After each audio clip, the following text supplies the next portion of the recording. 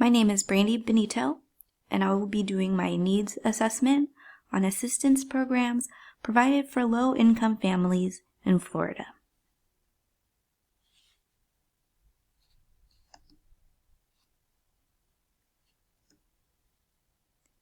What is a needs assessment?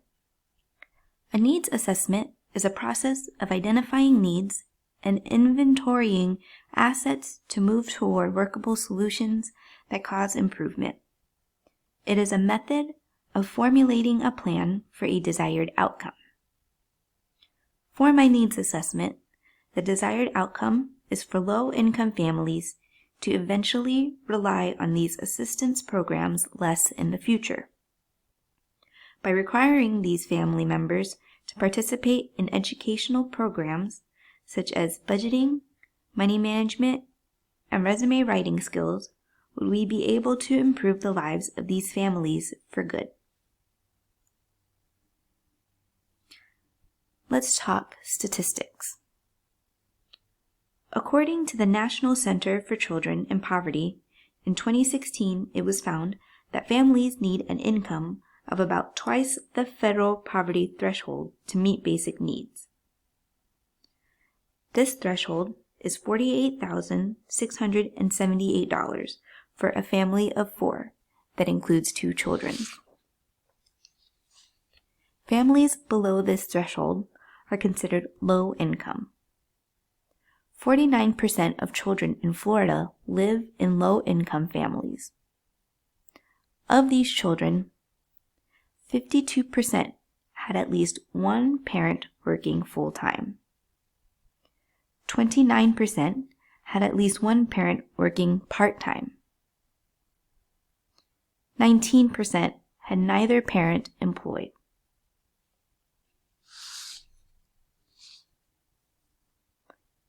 There are several government assistance programs that have been made available to low-income families. First, there is the SNAP or EBT program. These benefits are food stamps to help families purchase groceries. Second, there is the Temporary Cash Assistance Program.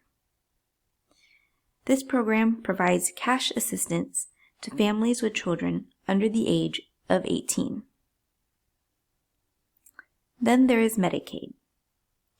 Medicaid provides medical coverage to low-income individuals and families. Fourth is assistance with utility bills. There are a few programs and some programs through the utility companies that will offer help to low-income families, and this is done through grants from the government. Lastly is low-income housing and housing vouchers. There are several apartment buildings made available for affordable housing for low-income families. There is also a voucher that can be used to help pay a portion of a tenant's rent if they qualify. Currently, in Orlando, Florida, the waiting list for these Section 8 or HUD vouchers is closed and has been since 2015. Why do a needs assessment? It is important to find out how we can help our community and the individuals in it to improve their economic status and also to improve these programs that are provided for them. It is also important to help these individuals to move on from using assistance programs. Although there are things such as time limits and work rules put in place for some programs, it is not enough to ensure that the people in our community who rely on these programs are properly equipped with the tools and the knowledge to become self-sufficient in the future. The target audience for this needs assessment includes government officials who are in charge of implementing the assistance programs for each county, educators and professionals, and low-income family members. It is important that teaching starts early in life So our children's educators could help in providing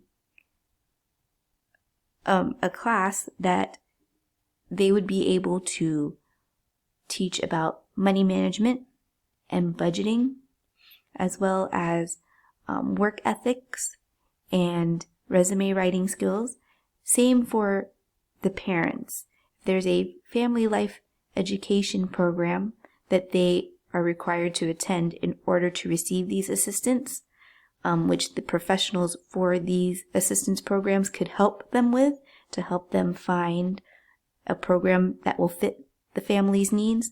They would be able to go forth in the future, being able to know how to overcome whatever situation they're facing at the time on their own, instead of relying on these programs.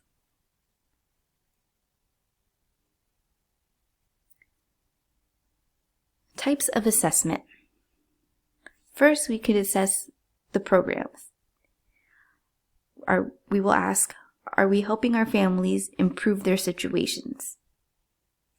Are we educating these families in order to help themselves in the future? Another type of assessment is the staff. Do we have knowledgeable staff to help find an FLE program that fits the family's needs? Another type of assessment is the families.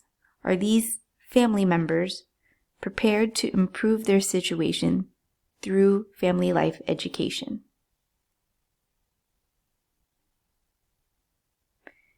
Needs assessment tools. There are several different types of tools that could be used in order to find out what is needed most to help these families who are relying on these assistance programs from the government. First are surveys and questionnaires. These could be given out to both the families and the professionals that are working at the centers for these programs, as well as the educators in the school. We could find out where they are right now, currently, when dealing with their situation. And we could take a look at the type of knowledge that they have right now and what they would be needing to learn to help them further along in the future. Another assessment tool is a suggestion box at the program centers. So if there's a certain type of topic that these families would like to discuss, such as learning about mortgages or learning about putting a down payment on the houses, or what other programs are available to them to help them better their situation, those could be put in the suggestion boxes. A third assessment tool are interviews. Same as the surveys and questionnaires, this could be interviews with the professionals at these program centers, family members of the low-income family unit, and educators, as well as the government officials.